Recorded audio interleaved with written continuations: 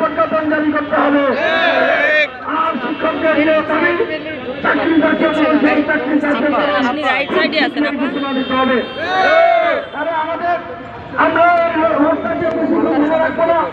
জনগণের দুর্ভোগ হোক এমন কোন কাজ আমরা করতে চাই না। আমরা শুধু তদন্তপুর ফোয়ারা পর্যন্ত যে, কারণ যেহেতু শিক্ষা অধিদপ্তরের ডিজিকে প্রত্যাহার করে নিয়েছে, সেই জন্য আজকে আমরা শিক্ষা অধিদপ্তরের গৃহ কর্মসূচিটা আমরা রাখবো না, কারণ ডিজিকে যেহেতু প্রত্যাহার করেছে।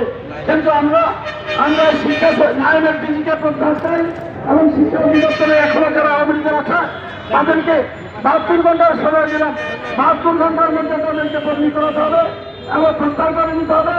আর আবারও আমি বলছি, এই শিক্ষা সচিবকে দিয়ে শিক্ষা মন্ত্রণালয় চলবে না।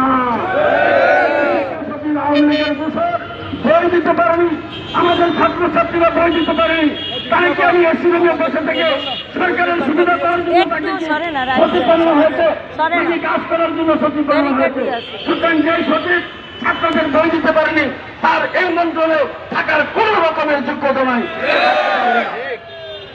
তাই আমি আমাদের আইন শৃঙ্খলা রক্ষাকারী ভাইদেরকে বলবো, আমাদের একটু সুবিধা করে দেওয়ার জন্য আমরা কিছুক্ষণের মধ্যে 10 মিনিটের মধ্যে আমাদের এই কর্মসূচিটা শেষ করতে চাই। আমরা এই কলমফুল ফোয়ারা করে এখানে এসে এখনই শেষ করে দেবো। ধন্যবাদ।